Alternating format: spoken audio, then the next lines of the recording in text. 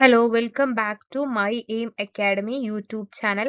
ഇന്ന് നമ്മൾ ചർച്ച ചെയ്യാൻ പോകുന്ന വിഷയം സമ്പദ് വ്യവസ്ഥകൾ ഏതൊക്കെയാണെന്നും എന്തൊക്കെയാണ് അതിന്റെ പ്രത്യേകതകൾ എന്നുമാണ്. മുതലാളിത്ത സമ്പദ് വ്യവസ്ഥയും സോഷ്യലിസ്റ്റ് സമ്പദ് വ്യവസ്ഥയും മിശ്ര സമ്പദ് വ്യവസ്ഥയും ഇതിൽ ഉൾപ്പെടുന്നുണ്ട്.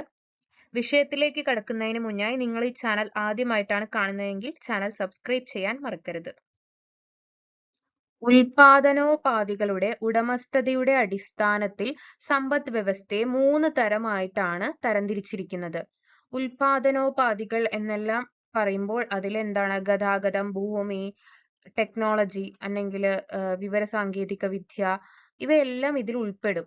അതിന്റെയൊക്കെ ഉടമസ്ഥർ ആരാണ്, അതിന്റെയൊക്കെ ഓണർ ആരാണ്, അല്ലെങ്കിൽ മോഡ് ഓഫ് പ്രൊഡക്ഷൻ ഏത് വഴിയാണ് എന്നെല്ലാം അടിസ്ഥാനത്തിൽ സമ്പദ് വ്യവസ്ഥയെ 3 തരമായിട്ടാണ് തരംതിരിച്ചിരിക്കുന്നത്. ആദ്യത്തേത് മുതലാളിത്ത സമ്പദ് വ്യവസ്ഥ, രണ്ടാമത്തേത് സോഷ്യലിസ്റ്റ് സമ്പദ് വ്യവസ്ഥ, മൂന്നാമത്തേത് മിശ്ര സമ്പദ് വ്യവസ്ഥ.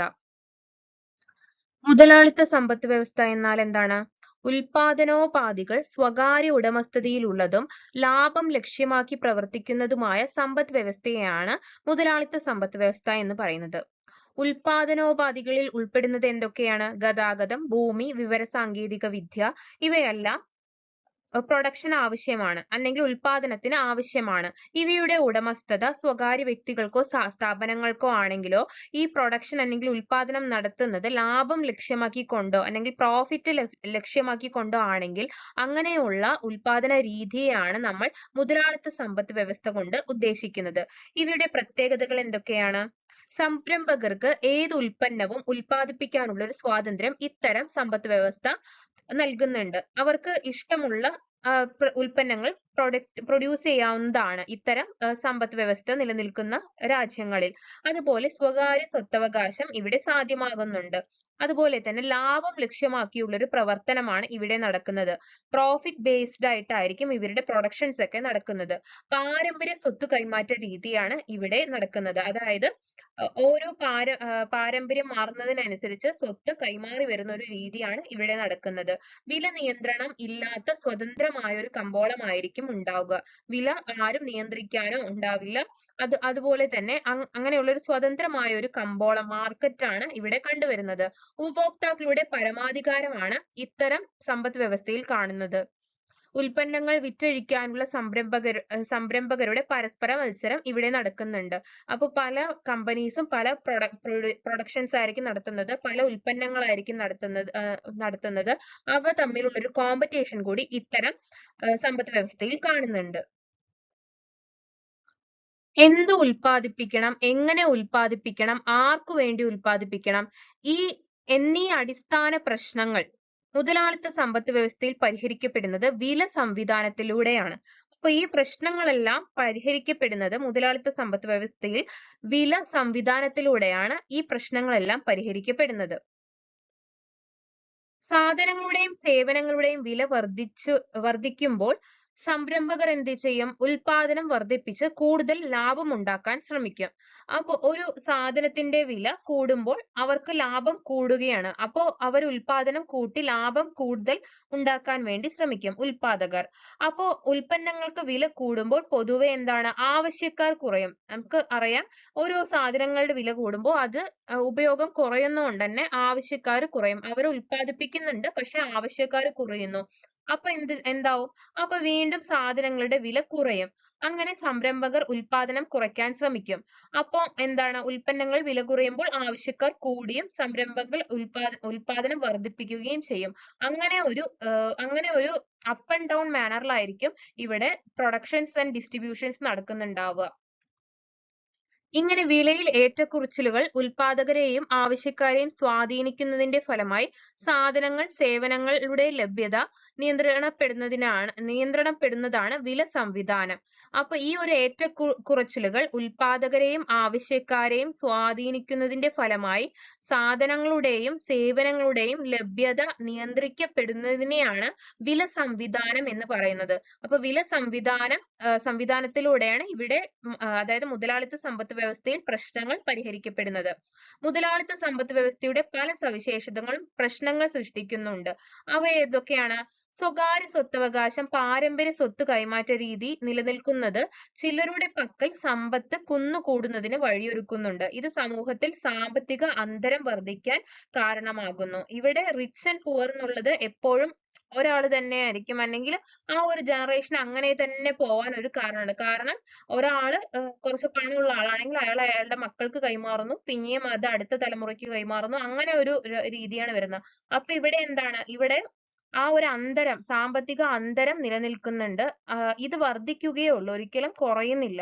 അപ്പൊ അങ്ങനെ ഒരു പ്രശ്നം കൂടി ഈ മുതലാളിത്ത സമ്പദ് വ്യവസ്ഥയിൽ നിലനിൽക്കുന്നുണ്ട്. സോഷ്യലിസ്റ്റ് സമ്പദ് വ്യവസ്ഥ എന്നാൽ എന്താണ്?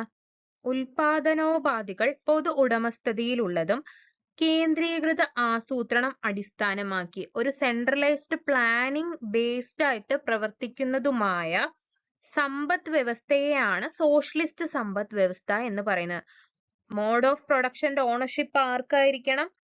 അത് പബ്ലിക്കിനായിരിക്കണം. അതുപോലെ തന്നെ ആസൂത്രണം ഒരു സെൻട്രലൈസ്ഡ് പ്ലാനിങ്ങിനെ ബേസ് ചെയ്തിട്ട് ഉള്ളതുമായ ഒരു അങ്ങനെ പ്രവർത്തിക്കുന്ന ഒരു സമ്പദ് വ്യവസ്ഥയെയാണ് നമ്മൾ സോഷ്യലിസ്റ്റ് സമ്പദ് വ്യവസ്ഥ എന്ന് പറയുന്നത്. ബാക്കിയുള്ള പ്രത്യേകതകൾ എന്തൊക്കെയാണ്? ജനക്ഷേമം ലക്ഷ്യമാക്കിയുള്ള ഒരു പ്രവർത്തനമായിരിക്കും സോഷ്യലിസ്റ്റ് സമ്പദ് വ്യവസ്ഥ ലക്ഷ്യമിടുന്നത്. ജനക്ഷേമം മുൻനിർത്തിയിട്ടായിരിക്കും പ്രവർത്തനം ഉണ്ടാവുക. സ്വകാര്യ സംരംഭകരുടെ അഭാവം കാണാൻ കഴിയുന്നുണ്ട്. പ്രൈവറ്റ് ഓണർഷിപ്പ് ആയിട്ടുള്ള ഇൻഡസ്ട്രീസോ അല്ലെങ്കിൽ അങ്ങനത്തെയുള്ള കാര്യങ്ങളൊന്നും ഇങ്ങനെ ഫോളോ ചെയ്യുന്ന സമ്പദ് വ്യവസ്ഥയിൽ കാണാറില്ല. സ്വകാര്യ സ്വത്തവകാശം, പാരമ്പര്യ സ്വത്ത് കൈമാറ്റം രീതി എന്നിവയുടെ അഭാവം. നേരെ ഓപ്പോസിറ്റ്, നമ്മൾ മുന്നേ പറഞ്ഞതിന്റെ മുതലാളിത്ത സമ്പദ് വ്യവസ്ഥയുടെ ഓപ്പോസിറ്റ്, സ്വകാര്യ സ്വത്തവകാശം അതുപോലെ പാരമ്പര്യ സ്വത്ത് കൈമാറ്റം ഒന്നും ഇവിടെ കാണാൻ കഴിയില്ല. സാമ്പത്തിക സമത്വം, അതായത് ഗവൺമെന്റ് ആണ് എല്ലാത്തിന്റെ ഓണർ. അപ്പൊ ഫുൾ ഗവൺമെന്റിനായിരിക്കും വരുമാനം. ആ വരുമാനത്തിന്റെ ലാഭവും നഷ്ടവും എങ്ങനെയാണ് എല്ലാവർക്കും വേണ്ടിയിട്ടാണ് വീതിച്ചു കൊടുക്കുന്നത്. അപ്പോൾ അവിടെ ഒരു ഇക്വാളിറ്റി ആണ്, അതായത് ആരും റിച്ചോ പുവറോ അങ്ങനെയൊന്നും വരുന്നില്ല, എല്ലാവർക്കും ഈക്വലൈസ്ഡ് ആയിട്ടുള്ള ഒരു ഡിസ്ട്രിബ്യൂഷൻ ആണ് നടക്കുന്നത്. അപ്പൊ അവിടെ ഒരു സാമ്പത്തിക സമത്വം നമുക്ക് കിട്ടുന്നുണ്ട്. നേരത്തെ മുതലാളിത്ത സമ്പദ് വ്യവസ്ഥയെ പറ്റി പറഞ്ഞപ്പോൾ എന്താണ് പറഞ്ഞത്? വിലയാണ് അവിടുത്തെ സാമ്പത്തിക വ്യവസ്ഥയിലെ പ്രശ്നങ്ങൾ പരിഹരിക്കുന്ന ഘടകം എന്ന് പറഞ്ഞിട്ടുണ്ടായിരുന്നു. അപ്പോ ഈ സോഷ്യലിസ്റ്റ് സമ്പദ് വ്യവസ്ഥയിൽ അത് എന്തിനായിരിക്കും? അത് ആസൂത്രണത്തിനായിരിക്കും. സമ്പദ് വ്യവസ്ഥയുടെ അടിസ്ഥാന പ്രശ്നങ്ങൾ സോഷ്യലിസത്തിൽ പരിഹരിക്കപ്പെടുന്നത് ആസൂത്രണത്തിലൂടെയാണ്. എന്ത് ഉൽപ്പാദിപ്പിക്കണം, എങ്ങനെ ഉൽപ്പാദിപ്പിക്കണം, ആർക്കു വേണ്ടി ഉൽപ്പാദിപ്പിക്കണം എന്നതെല്ലാം ആസൂത്രണം ചെയ്ത് ജനക്ഷേമം ലക്ഷ്യമാക്കി ഉൽപാദനവും വിതരണവും നടത്തുന്നു. എന്തുൽപ്പാദിപ്പിക്കണം, എങ്ങനെ ഉൽപ്പാദിപ്പിക്കണം, ആർക്കു വേണ്ടി ഉൽപ്പാദിപ്പിക്കണം എന്നെല്ലാം ആസൂത്രണം ചെയ്തിട്ടാണ് ജനക്ഷേമം അടിസ്ഥാനമാക്കി ഉൽപാദനവും വിതരണവും നടത്തുന്നത്. അതായത് രാജ്യത്ത് ഇപ്പൊ ഏതെങ്കിലും ഒരു സാധനം ആവശ്യമുണ്ടെങ്കിൽ ആ ആവശ്യ സാധനങ്ങളുടെ സേവനങ്ങളുടെയും അളവ് കണ്ടെത്തി അതിനനുസരിച്ച് പ്രൊഡക്ഷൻ നടത്തുക അല്ലെങ്കിൽ ഉൽപാദനം നടത്തുക, അങ്ങനെ ഒരു ബേസിസിലാണ് ഈ ഒരു സമ്പദ് വ്യവസ്ഥ നിലകൊള്ളുന്നത്. വില മുൻകൂട്ടി നിശ്ചയിക്കുന്നതിനാൽ വില സംവിധാനത്തിന് സോഷ്യലിസ്റ്റ് സമ്പദ് വ്യവസ്ഥയിൽ പ്രാധാന്യമില്ല. അപ്പൊ ഓൾറെഡി പ്രൊഡക്ഷൻ നടത്തുമ്പോൾ തന്നെ വില മുൻകൂട്ടി നിശ്ചയിക്കുന്നുണ്ട്, അല്ലാണ്ട് മാർക്കറ്റ് ബേസ്ഡ് ആയിട്ടല്ല.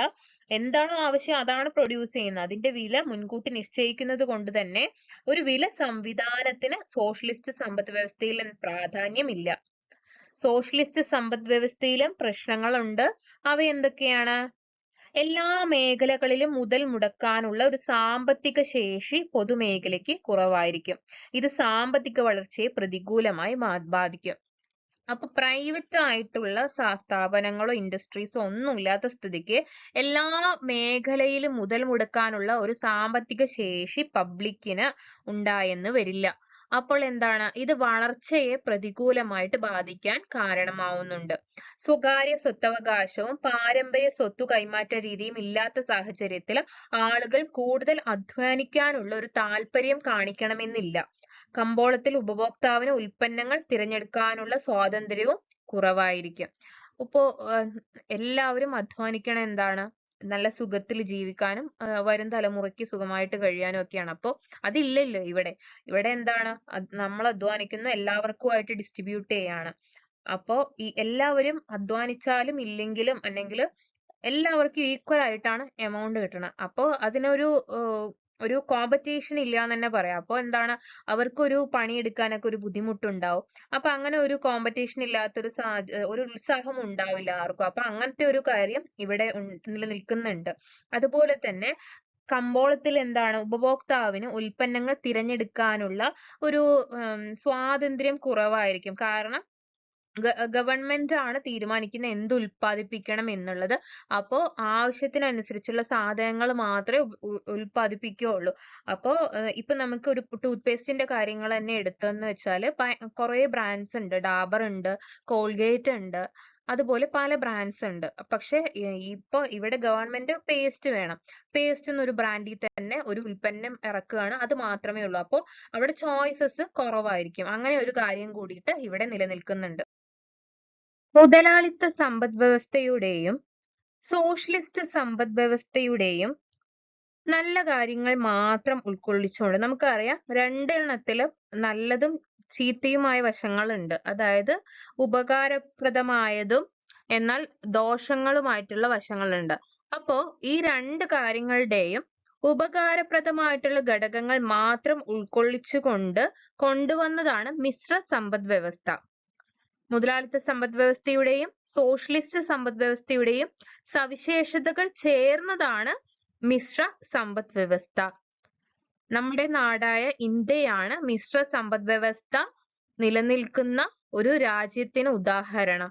അപ്പൊ ഇന്ത്യ ഫോളോ ചെയ്യുന്നത് ഏത് തരത്തിലുള്ള സമ്പദ്വ്യവസ്ഥയാണ്? അത് മിശ്ര സമ്പദ്വ്യവസ്ഥയാണ്, അല്ലെങ്കിൽ മിക്സഡ് എക്കോണമിയാണ്. മിശ്ര സമ്പദ്വ്യവസ്ഥയുടെ മറ്റ് സവിശേഷതകൾ എന്തൊക്കെയാണെന്ന് നോക്കാം. പൊതുമേഖലയും സ്വകാര്യ മേഖലയും നിലനിൽക്കുന്നു എന്നുള്ളതാണ് മിശ്ര സമ്പദ്വ്യവസ്ഥയുടെ ഒരു പ്രത്യേകത. പൊതുമേഖലയും സ്വകാര്യ മേഖലയും public sectors and private sectors നിലനിൽക്കുന്നുണ്ട്. ആസൂത്രണത്തിൽ അധിഷ്ഠിതമായിട്ടാണ് പ്രവർത്തിക്കുന്നത്. നമുക്കറിയാം ആസൂത്രണ കമ്മീഷൻ കുറെ കാലം പ്രവർത്തിച്ചിരുന്നു. അതുപോലെ ഇപ്പോൾ നീതി ആയോഗ് ആ ഒരു ചുമതല വേറൊരു രീതിയിൽ ഏറ്റെടുത്തിട്ടുണ്ട്. അപ്പോൾ ഒരു ആസൂത്രണത്തിന്റെ കൂടെയാണ്, അല്ലെങ്കിൽ ഒരു ആസൂത്രണത്തിലൂടെയാണ് അധിഷ്ഠിതമായി പ്രവർത്തിക്കുന്ന ഒരു സമ്പദ് വ്യവസ്ഥയാണ് മിശ്ര സമ്പദ് വ്യവസ്ഥ. ക്ഷേമ പ്രവർത്തനങ്ങൾക്ക് പ്രാധാന്യം നൽകുന്നു. നിരവധി സ്കീമുകൾ കേരള സർക്കാരും കേന്ദ്ര സർക്കാരും കൊണ്ടുവരുന്നുണ്ട്, ക്ഷേമ പ്രവർത്തനങ്ങൾ. അപ്പോൾ അതൊക്കെ എന്താണ്? അതൊക്കെ മിശ്ര സമ്പദ് വ്യവസ്ഥയുടെ പ്രത്യേകതകളാണ്.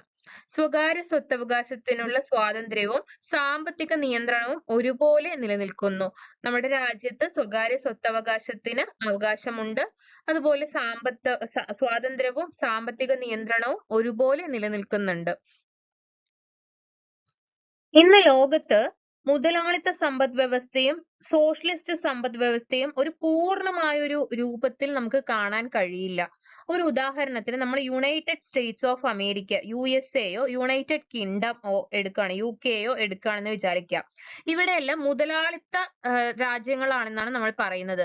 എന്നാൽ ഈ മുതലാളിത്ത രാജ്യങ്ങളിൽ ചില സർക്കാർ നിയന്ത്രണങ്ങളോടെയാണ് ഇന്ന് പ്രവർത്തിക്കുന്നത്.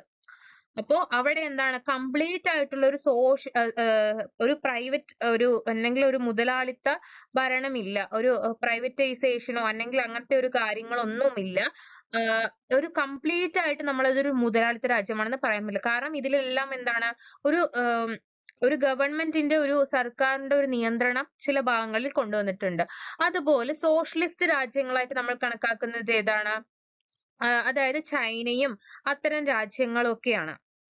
അവിടെയെല്ലാം ഇപ്പോൾ സ്വാതന്ത്ര്യ കമ്പോളം അനുവദിച്ചിട്ടുണ്ട്. അതായത് രാജ്യങ്ങളുടെ ഒരു സാമ്പത്തിക നയങ്ങളിൽ പലതരത്തിലുള്ള മാറ്റങ്ങൾ സംഭവിച്ചുകൊണ്ടിരിക്കുകയാണെന്നാണ് ഇതെല്ലാത്തിന്റെയും അടിസ്ഥാനം. അപ്പൊ കംപ്ലീറ്റ്ലി സോഷ്യലൈസ്ഡ് അല്ലെങ്കിൽ കംപ്ലീറ്റ്ലി മുതലാളിത്ത സമ്പദ് വ്യവസ്ഥ അല്ലെങ്കിൽ സോഷ്യലിസ്റ്റ് സമ്പദ് വ്യവസ്ഥ നമുക്കിപ്പോൾ എവിടെയും കാണാൻ കഴിയില്ല എന്നുള്ളതാണ് വാസ്തവം. ഇന്നത്തെ ക്ലാസ് ഉപകാരപ്രദമായെന്ന് തോന്നുന്നെങ്കിൽ തീർച്ചയായിട്ടും വീഡിയോ ലൈക്ക് ചെയ്യുക, ചാനൽ സബ്സ്ക്രൈബ് ചെയ്യുക, നിങ്ങളുടെ ഫ്രണ്ട്സിനെല്ലാം വീഡിയോ ഷെയർ ചെയ്യുക, നിങ്ങളുടെ അഭിപ്രായങ്ങളും നിർദ്ദേശങ്ങളും സംശയങ്ങളും കോമന്റ് ചെയ്യുക. വീണ്ടും അടുത്ത ക്ലാസ്സിൽ പുതിയൊരു വിഷയവുമായി കാണുന്നതുവരേക്കും എല്ലാവർക്കും നന്ദി, നമസ്കാരം.